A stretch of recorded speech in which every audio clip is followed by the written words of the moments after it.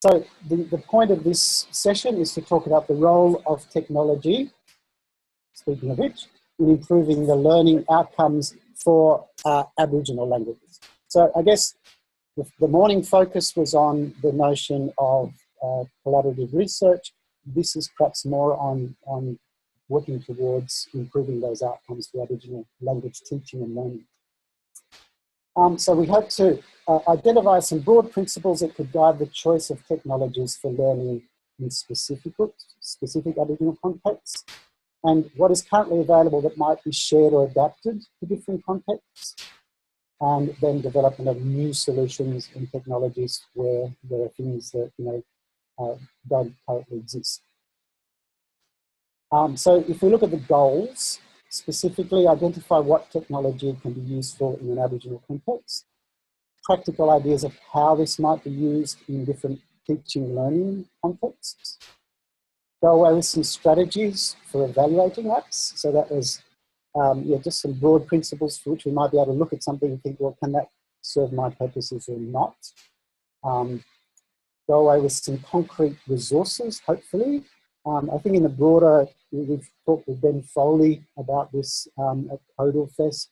The aim is to try and put a page on the Codal website where these kinds of resources, these kinds of ideas could be there for people just to access and share.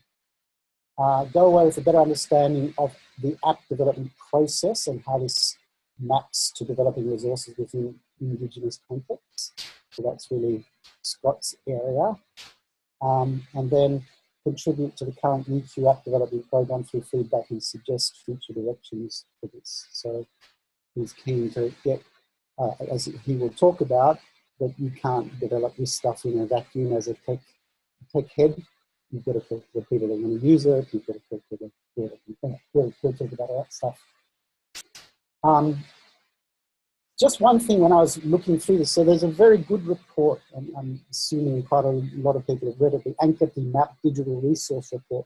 If you're talking about digital resources, this is a report that was done through First Languages Australia, in which Ben Foley, for example, had a role, but it really goes through in detail these sorts of issues we'll be talking about today. If you're going to use or develop or adapt any kind of a digital resource in an Aboriginal context, these are the kinds of issues. So, but one of the things that I just thought, I know that Scott's going to talk about that a bit later too, but one of the things that jumped out at me was just the idea that linguists need to respond to requests, ideas and aspirations of communities for the revitalisation of their languages. Linguists can support communities by being committed to developing practical as well as theoretical resources. And I know we talked about this in another meeting where the idea that linguists who are going up for one purpose could at the same time be involved in a range of other activities. So they might be going there for a particular research purpose. At the same time, though, they could be involved in an activity that could have some benefits for the community. As part of any language project, the linguist should be passing on useful skills, knowledge, which the community can continue to use independently, such as computer skills, language description and analysis, and maintaining recording equipment, applying for grants, etc. And Hannah's, for example, I know that Hannah's been working up in Papua New Guinea and really working at getting the community doing that work as well, and I'm sure lots of other people have as well. And I think that's a really crucial element. So that just was one of a quote that came out of that report. And if you're interested, sorry, no, that was another, that came from the FATSA website. Okay, so the other thing that I thought was important, if we're going to talk about technology, we tend to use the word app in this kind of generic way, as if, Scott will give us the very, very precise technical definition of that in a short time. But in this Ankati Digital Resource Report, they talk about, it's apparent with this term digital resource, what do we mean by it? What actually does this refer to? So they've just laid out some of them, which I thought was a useful reminder. Computer programs and applications for language documentation, recording, annotation, archiving, mobile tablet apps, word list dictionaries, music games, learning environments, interactive whiteboard resources, multimedia CD-ROMs. That's an old one now. DVDs, even DVDs. So I was just talking to someone the other day. You know, these things don't have DVD players anymore, and you want to get yourself a CD player, just play a CD. That can be actually quite hard these days.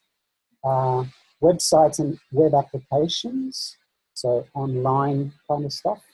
Interactive dictionaries, words, sound lists, phrase books, flashcards, e-books, computer games, radio programs. I think that's actually interesting that radio, despite being one of the oldest technologies, is actually still a really, really important communication technology. So it's something that could have a value. Podcasts. Okay, so I think what I'm interested in doing in this just introduction session is just talking about some of the considerations if we're going to look at resources and using resources, what are the sorts of things that you might want to think about. So I was thinking about language status. It's really important whether you're working in a language maintenance situation. So I know that in a lot of the sort of projects we've heard this morning are looking at communities where the language is still being used. And the learners have some degree of proficiency. As we always know, the older people will say it's all rubbish, you can't talk for nuts. And I think it's great that people are actually recording those kids and saying, well, actually, as it turns out, they're not as bad. Teachers are like that. The world's always, kids are terrible, they know nothing these days, and it's all terrible. And it's quite good to be reminded that it's not terrible, always. So language revitalisation. So the context I work in at Jutmingan, up in the Northern Territory, is a situation where they have one speaker, which is quite old, which is quite sickly at the moment. So they're really on the cusp of moving from a place where the language was there to a place where the language may not. There may be no one who's a really fluent speaker of that language in a short time. And there are a lot of communities in that situation. Then there's the language reclamation, so where the language really isn't there, and people are saying, "Hey, but we want to speak a bit of our language." So, what can you do? So you want to think about the learners. So what age? School, preschool, primary school, high school, adults. All of those communities where people can be interested. Prior knowledge. I guess that relates to the previous one. Fluent, partial, passive knowledge. Again, if I think of the Jutmingan context, no one actually really knows the level of language that's out there. They know that there are people who know bits and pieces, and when I've been up and said, but people, as usual, people tend to underplay it, I think. So I don't know.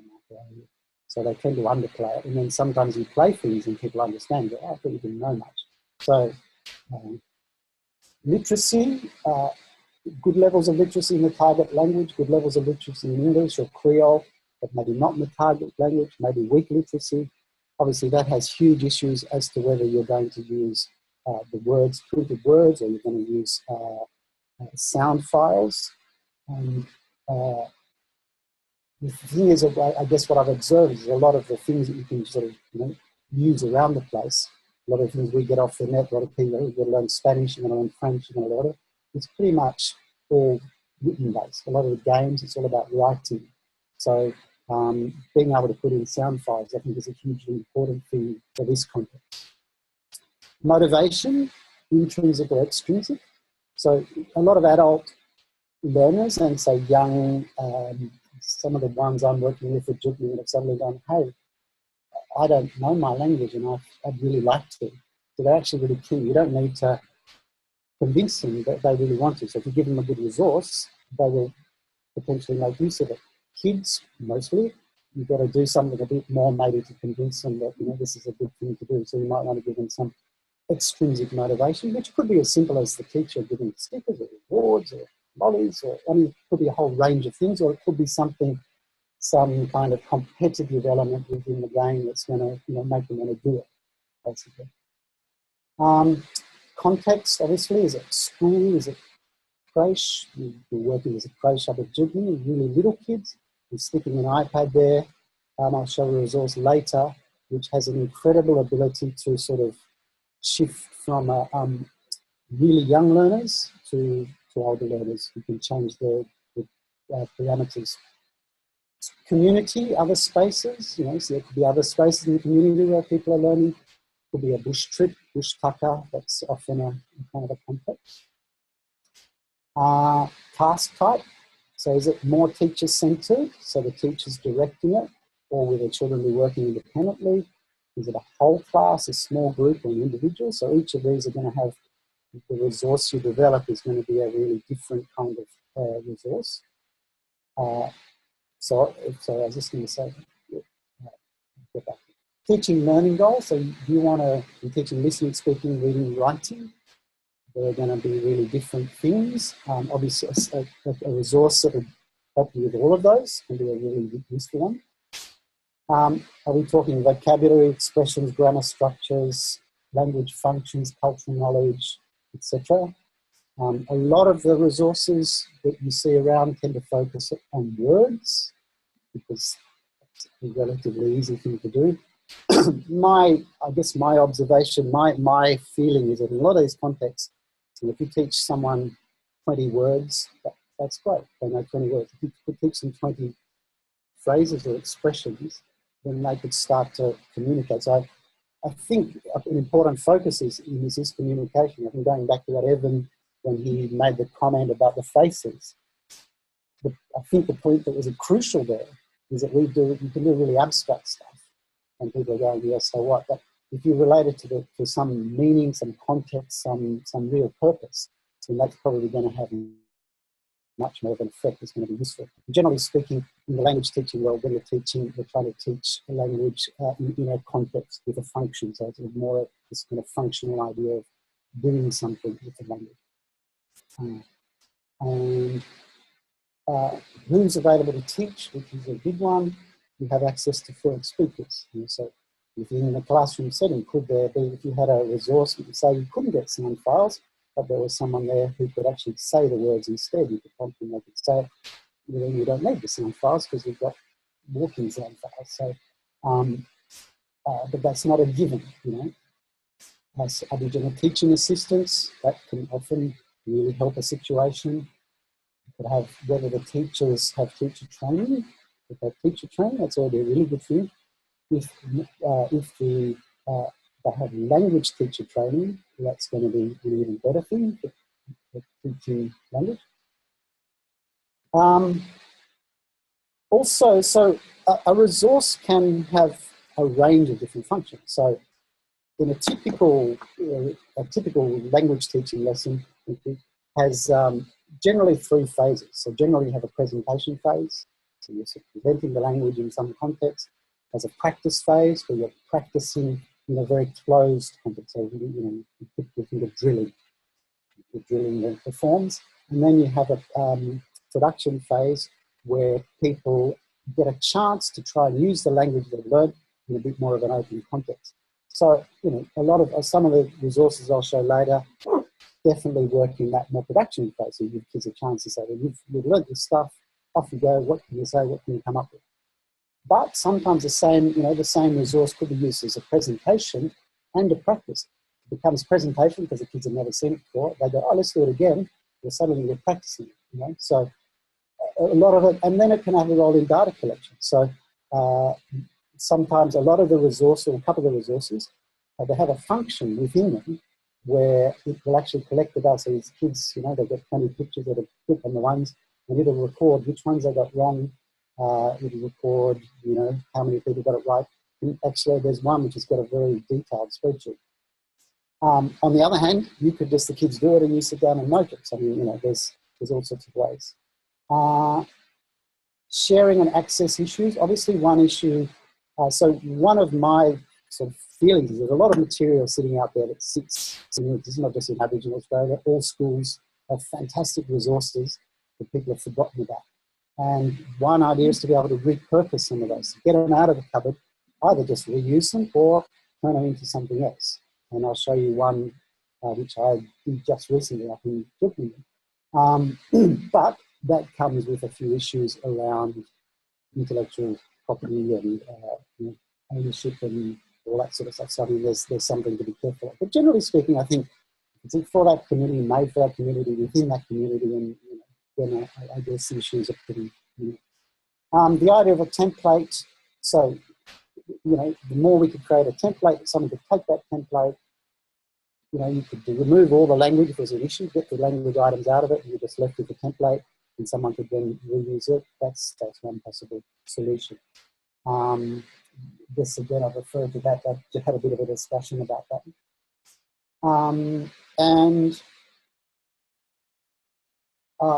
Finally, I just wanted to show I came up with an idea. I don't know if this is a good idea. So it's a sort of a resource evaluation sheet.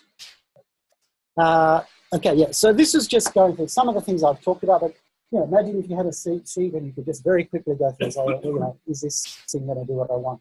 Resource platforms, that's obviously a huge issue. What does it look like? Mac, PC, iPads. iPads often.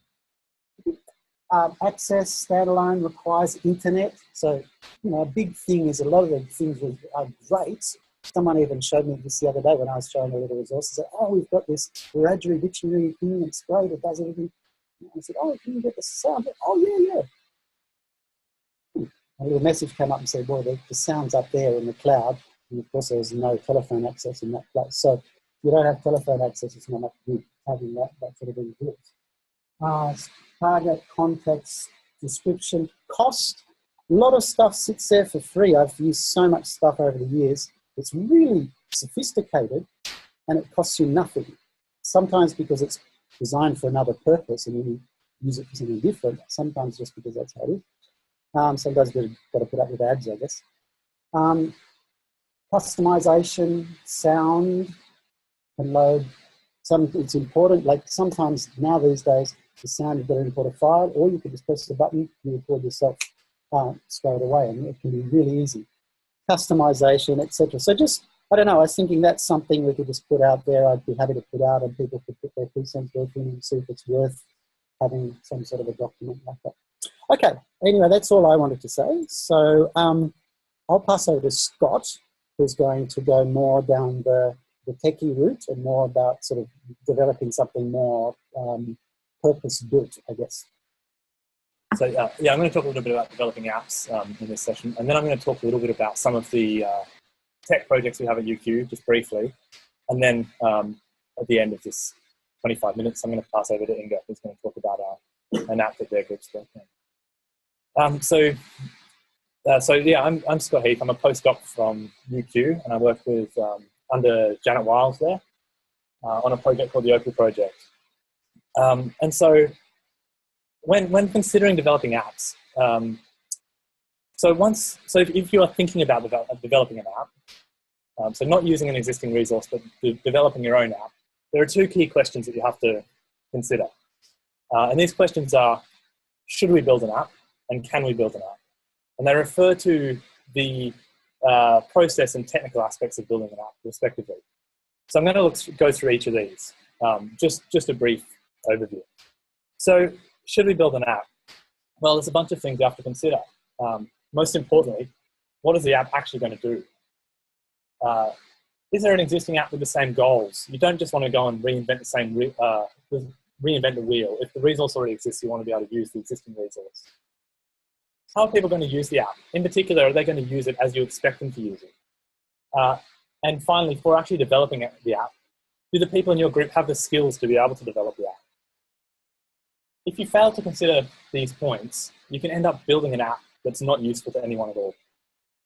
And so Mark already mentioned also this report from First Languages about the feasibility of building apps that Ben Foley contributed to. And I'm also going to really recommend that. It's a great comprehensive resource that I think anyone who's considering building an app should, building a digital resource should have a look at. All right, so in addition to these questions, a group you want to consider is, when building an app, is stakeholders. So what's a stakeholder? A stakeholder is anyone who's affected by your project of building an app at all. If we take an example of a classroom, you have the standard stakeholders such as researcher, developer, financer within a research group. But you also get the teachers, the children, and the parents. And we can divide these stakeholders down into 2 key groups. And those are the target users. These are people who are going to whenever your app is turned on, they're going to be the people who are actually actively using the app. And so they're a really important group. And the other group is the gatekeepers. Yeah.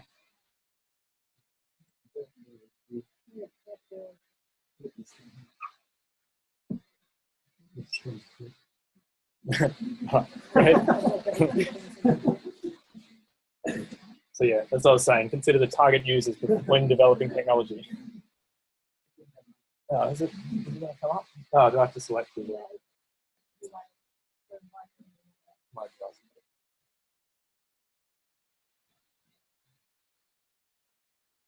Yeah, okay.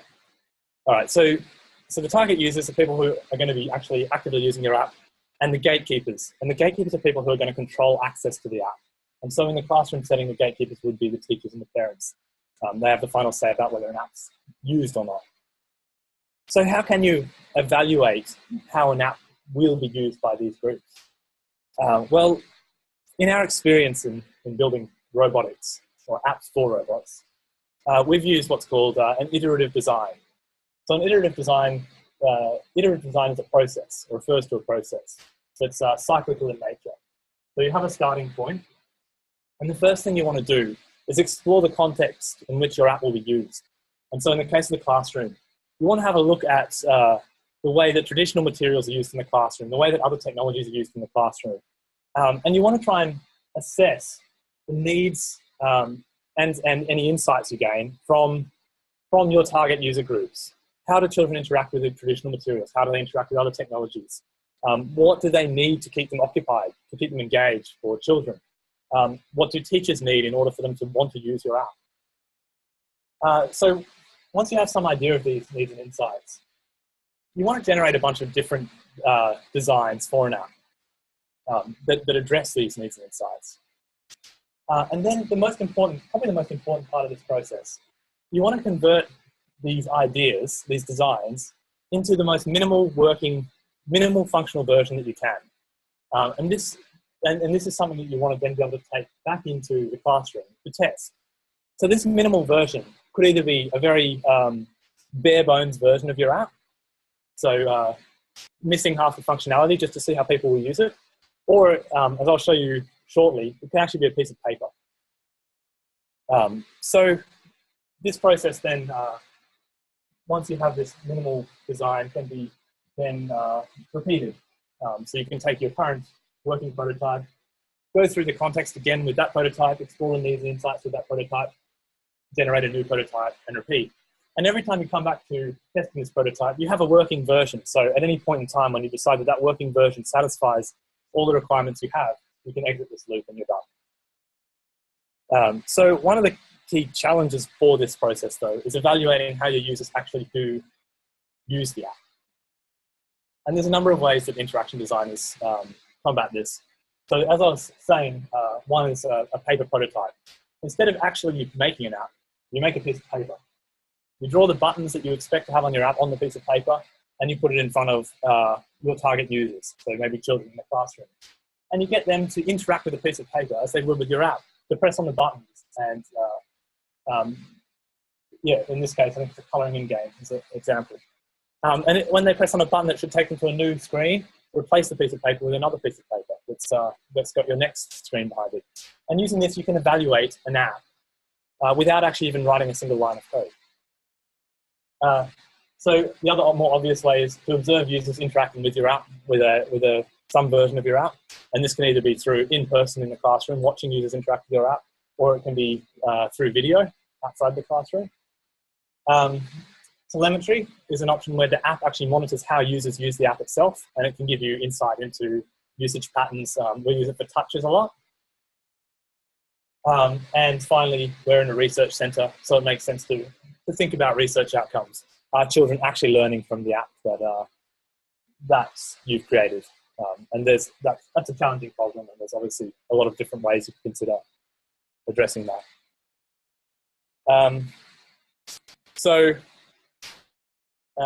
Some more issues. So I've only really scratched the surface of the app process development. And these are some more things that you probably need to think about if you're considering creating an app. One is support. How can users be supported? Maintenance. technology is constantly changing, and apps will stop working if they're not maintained. When users get their images, pictures, and text back, this is a massive problem for a lot of other linguistic apps where content's been created for the apps and then it's lost when the device changes. And finally, a community around the app can be really help with supporting that. All right, so that's my very brief intro to the process. I'm going to go on to the second question, which is, can we build an app? So this looks at the technical aspects. So firstly, what can an app actually do? An app's short for application. And it's a program that runs on a smartphone, a device, a phone or a tablet. It runs within what we call a sandbox. Apps can't just do anything. Their functionality is limited to protect your device. If you run an app, that app can't just go and delete all your files. And that's to protect the files you've already got there. And finally, usually only one app has access to the screen at a time. This is not always true, but it is for most devices. So there's a bunch of technology, a bunch of hardware on a phone that an app can use. So the phone's camera, a lot of phones have accelerometers or gyroscopes. They can detect movement of the phone. GPS, they can get location. Touch screen, that's probably the most typical modality that's used. And finally, they have both a microphone and speakers for audio. And also, the phone often has connectivity. So it can usually connect to the internet, Wi-Fi, Bluetooth. And finally, there's often an extra port on a phone, so you could actually connect an extra device to your phone if you wanted to. So in addition to that, one other thing that an app can actually consist of two parts, and often does. One part which runs on the phone, and one part which runs somewhere else, which could be anywhere in the world, and connects to the phone via the internet. So this is a very typical way of setting an app up. And this part over the internet stores things like shared memories, things that you want to share between multiple people using the same app, or different apps altogether. And developers refer to these parts as the front end and back end, respectively. So other important technical aspects. Well, in the current climate of mobile devices, there's a device duopoly. Every single device is either a Google device or an Apple device that you would consider using. And the technical challenges of this are that an app written for one is very hard to move to the other. It generally involves rewriting the app from scratch from the engineers. However, there are, as I know other people have mentioned, a bunch of these cross-platform technologies, such as these are ones I've chosen that happen to be used by different people in the group, which can allow you to instead write once for both mobile devices, with the trade-off that you'll probably have less functionality that you can actually use, because they have to support the lowest common denominator across the two devices. So yeah, considering this device duopoly, if you want to start with one of these technologies, you have to do it from the outset. There's one other thing I wanted to say about these two devices, which is they have different inherent costs. If you start by developing for an Apple device, you'll have to pay for a MacBook, and you'll also have to pay a developer's fee. But then it gets easier from there because all the devices are very similar, so you won't have to think about many different devices. On the other hand, if you start with a Google device, it's free to start, but there are heaps of different types of devices, and getting your app to work with all of those different types of devices could cost you extra money in the long term. So this is my summary of these questions. So you should consider these two questions if you're thinking about building an app. What is the app going to do that's different from other apps? I think it's a good idea to think about using an iterative design process so you can look at how target users actually will use your app. And prototype designs are a cheap way of investigating whether your app will actually be usable. And for can we build it? There are many sensors and signals that apps can tap into, but the device duopoly presents some problems for developing both devices. So actually, in many of our cases, we've looked at using cross-platform packages instead. All right, so that's my short overview of app development. So what I'm going to do now is briefly talk about a couple of projects at UQ. So the two projects I want to briefly touch on are OPI and Oscar. Oscar stands for OPI Story Create App. And I have a demo of it on the table there that people can have a look at if they want. So with these two projects, I just want to present them in the vein of showing some lessons from their development trajectories and also showing how they might be usable in a collaboration, because we'd love to encourage collaborations if anyone's got ideas for use of these two projects. So I'm showing Opie with a massive set of circles here because it's been around that circle many times already. So Opie's a child-friendly robot we've been developing, and we wanted to study interaction between child and robot. And it plays two roles within this. It can work as an ethnographer for observing and analysing interaction while being part of that interaction, but it's also a social partner that can introduce interactive content through its tablet. So Opie consists of two tablets and a set of, well, this prototype consists of a set of non-moving arms and a moving head that we would like to make. We're currently working on one that does actually have moving arms as well. But in addition to these, Opie is also a platform that anyone can write an app for. So I'm going to skip over that one just for a moment, just to talk about, so if you were to write an app for Opie, what does that mean? Well, Opie does have a standard tablet, so it would be the same as writing for a standard Google tablet, except that Opie is augmented with extra technology. So there's moving eyes, a movable head that can rotate in different directions, movable arms that have 4 different joints in them. And all of these can be accessed from within the one app. So if you know someone who can write a Unity app, then we could easily give them some code and they could start writing an app for Opie. So the timeline of Opie's development is quite interesting because we've tried to follow this iterative design. And so we've gone through a bunch of different prototypes. So we started with a workshop on the context of the classroom because we were originally intending our Opie for the classroom. And then we've gone through multiple different prototypes, and we've tried to make go for the easiest way to create functionality possible in each case. So one of the really interesting things we found though is that this phone version of Opie actually satisfied a lot of the.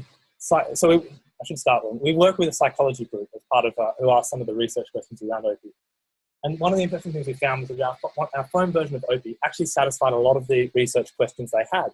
And so at some point during this process, we created another phone version of Opie for them to use to answer their own research questions. Now, why am I saying this? Well, the point is if we hadn't gone through a minimal prototyping stage, we would have never found out this result. We would have never known that actually we don't yet need to build our fully functioning robot in order to get at some of the research questions we're interested in. So this interactive design prototyping process can really help with that. It can give you unexpected information and allow you, it can reduce the amount of functionality you actually need in the end. So I've got 15 minutes for that, so I might leave that there and I'll talk about, I'll show people our story creator if they're interested, but I might pass over to, oh, we got time?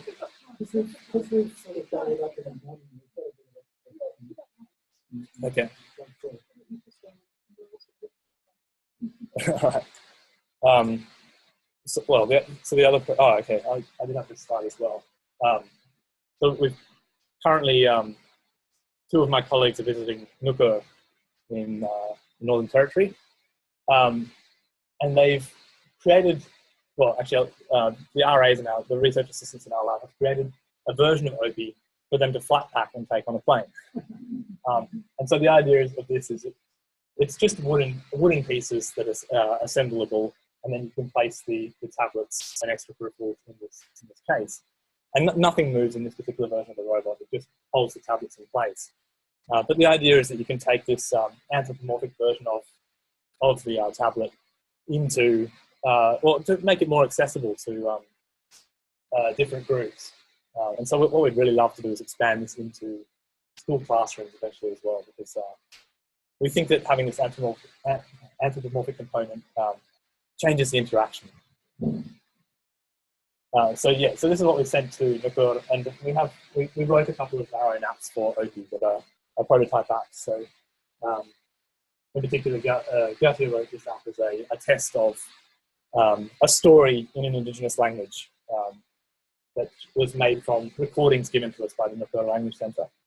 And Gunther and I will put together a simple memory game also based on recordings from the Nuclear language. So I'll talk briefly about Oscar then. Let me know if I'm running out of time there. So Oscar stands, like I said, for an OP Story Creator app. So this is quite a different project, and it hasn't been going for as long, and it's not nearly as far around as we get. So I'm giving it only one circle. It hasn't properly been tested yet. We've had a student working on it for a little while to create this prototype.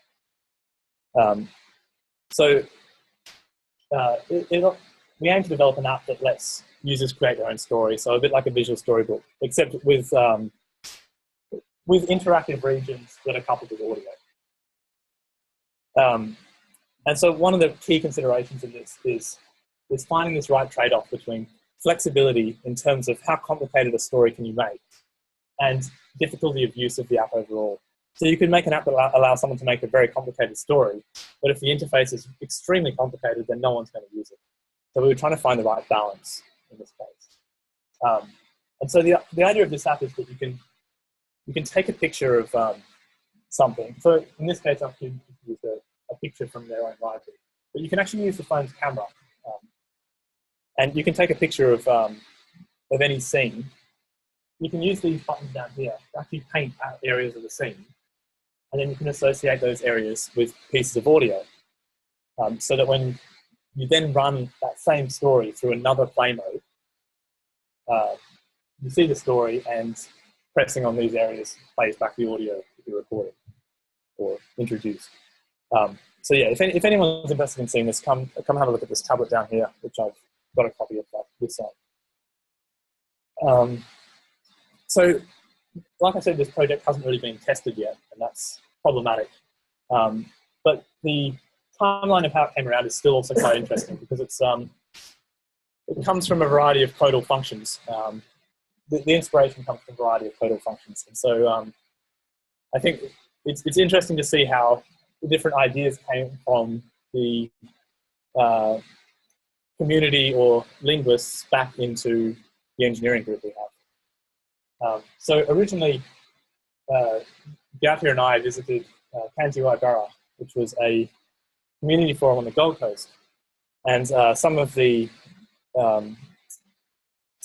community members there had these very complicated ideas for games, but they were very concrete because they had them laid out as complete paper designs, so they could show us exactly what should happen in terms of little shapes and pieces of paper.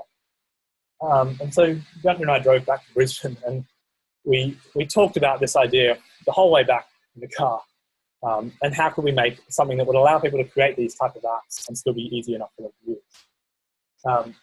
Gunter then went to an app development workshop in Darwin, where he took these ideas along, and their group worked on apps similar to this sort of idea. But it wasn't until we had a student, Scott Frazier, who's still working with our group now, join and work solidly on this over the summer, that we actually had a prototype. And so we've since demoed it at Codal Fest, but it is still a prototype, and we would really love to see how people actually use it. So it went up to Nuclear with the other OP robot, and the initial emails we've had back from Nuclear suggest that people are actually using it and are actually creating their own stories, which is great. But we still have, I imagine, a lot more testing to do and a lot more refinements to make. So yeah, that was everything I really wanted to say.